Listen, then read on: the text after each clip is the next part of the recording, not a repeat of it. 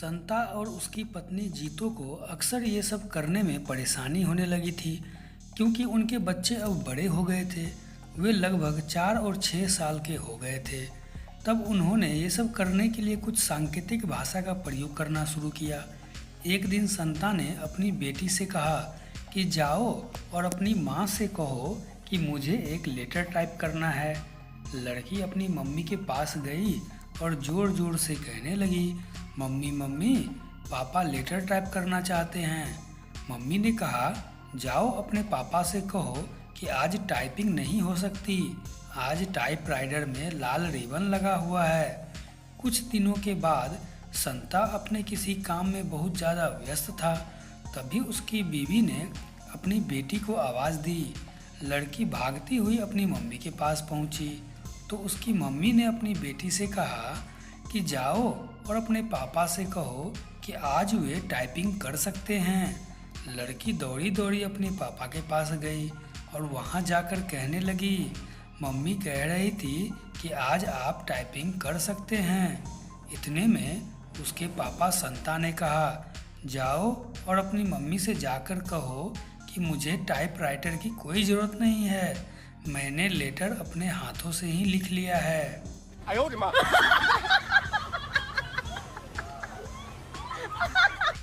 पत्नी एक बार अपने पति से बोलती है, आज तुम्हारी माँ ने फिर से अपमान किया मेरा।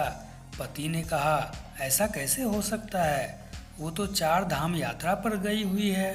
तो पत्नी बोली, मैं जानती हूँ, पर आज उनका खत तुम्हारे नाम आया था, उत्सुकतावश मैंने उस खत को पढ़ लिया। पति ने कहा, फिर ऐसा क्या लिखा था जो तुम्हारा अपमान हो गया? तो पत्नी ने कहा, खत के अंत में उन्होंने लिखा था, मेरी प्यारी बहू, जब तुम यह खत पढ़ लो तो मेरे बेटे को देना ना भूलना।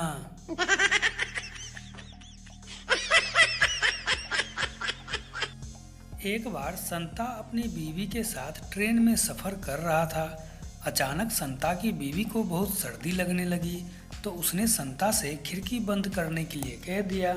इतने में संता खिड़की के पास गया और खिड़की को नीचे धकेलने लगा, लेकिन खिड़की बंद नहीं हो रही थी। तभी अचानक से एक बूढ़ा आदमी सामने की खिड़की के सीट पर बैठा हुआ था। वो ये सब देख रहा था।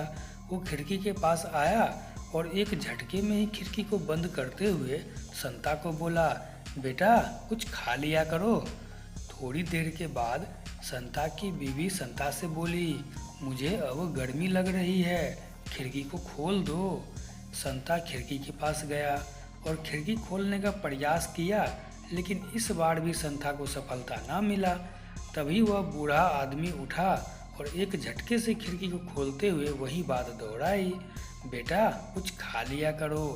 संता को इस बात से शर्म महसूस हुई और उसने बदला लेने की सोची।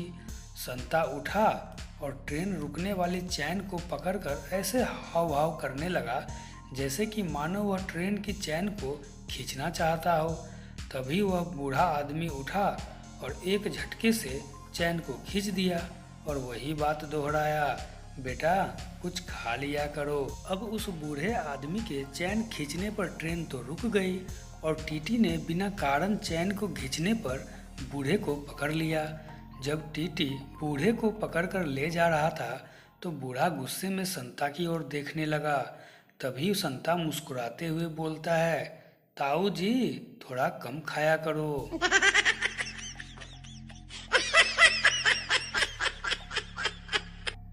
एक बार एक पुलिस अधिकारी ने एक आदमी को ओवर स्पीडिंग करने के जुर्म में रोक लिया।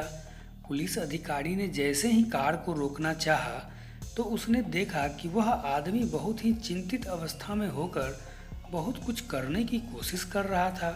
अधिकारी ने रोककर उससे कहा, नमस्कार सर, क्या आप जानते हैं कि मैंने आपको क्यों रोका हुआ है? आदमी बोलता है, हाँ सर, मैं जानता हूँ कि मैं ओवर स्पीडिंग कर रहा था, लेकिन यह मेरी ज़िंदगी और मौत का सवाल है। अधिकारी ने आश्चर्य होकर पूछा, ओह सही में, ऐसा कैसे हो सकता है, ज़रा मुझे भी बताइए। तो आदमी ने कहा, सर एक महिला मेरे घर पर मेरा इंतज़ार कर रही है। अधिकारी बोला, लेकिन मैं समझा नहीं, यह जिंदगी और मौत का सवाल कैसे हो सकता है? तो आदमी ने कहा, अगर मैं अपनी पत्नी को घर पहुंचने से पहले वहां नहीं पहुंचा तो मैं पक्का मारा जाऊंगा। No, no, no, no.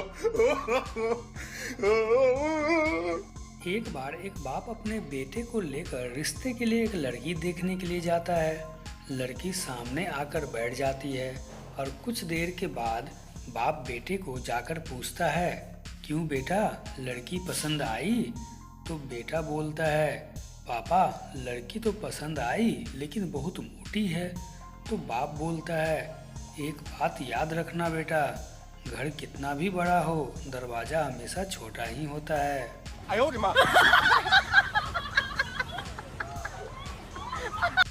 एक बार एक कॉलेज में 3 लड़कियां आपस में बैठकर बातें कर रही थी। एक दूसरे को समझा रही थी कि कितनी ज़्यादा गर्मी हो गई है। इतने में पहली लड़की बोलती है, मेरा सामान इतना गर्म है कि कपड़े प्रेस कर लो। इतने में दूसरी लड़की यह सुनकर बोलती है, अरे क्या बताऊं, मेरा सामान तो इतना गर्म है कि चाय बना लो इसमें। इतने में यह सुनकर तीसरी लड़की जोर जोर से हंसने लगी। तब दोनों लड़की ने उसके हंसने की वजह पूछी तो वह लड़की बोलती है, यह तो कुछ भी नहीं है, मेरी सामान में तो इतनी गर्मी है कि पीछे से भुट्टा डालो और आगे से पॉपकॉर्न निकाल लो। एक जगह एक ऐड यानी कि प्रचार छपा हुआ था, खुद को और अपने जीवन साथी को शुगर से बचाइए। एक 20 वर्ष के विवाहित जोड़े ने जब अपने खून की जांच कराई तो उनको मधुमेह निकला हुआ था। तहकीकात से पता चला कि उनको ये बीमारी एक दूसरे को हनी, स्वीटी, चोकोपी, स्वीटहार्ट, जानू, लड्डू आदि नामों से पुकारने के कारण हुई है। इसलिए अपने जीवन साथी को एलोवेरा, करेला, हिंग, हरी मिर्च, प्याज, लहसुन, काली मिर्च, लाल मिर्च, अदरक, नींबू, आमचूर आदि नामों से पुकारा करें और उसको मधुमेह से बचाएं। जनहित में जारी, रामदेव के फूफा जी। No, no, no, no. एक बार एक भैंस घबराई हुई जंगल से भागी भागी जा रही थी। इतने में एक चूहे ने उसे पूछा, क्या हुआ बहन, क्यों भागी जा रही हो? तो भैंस ने कहा, जंगल में हाथी को पुलिस पकड़ने आई है। तो इतने में चूहा बोलता है, पर तुम क्यों भाग रही हो, तुम तो भैंस हो। तो भैंस ने कहा, लगता है तुम नए हो, ये भारत है भाई, पकड़े गए तो 20 साल तो अदालत में ये सिद्ध करने में लग जाएंगे कि मैं हाथी नहीं भैंस हूँ। Oh my God. यह सुनकर भैंस के साथ चूहा भी भागने लगा।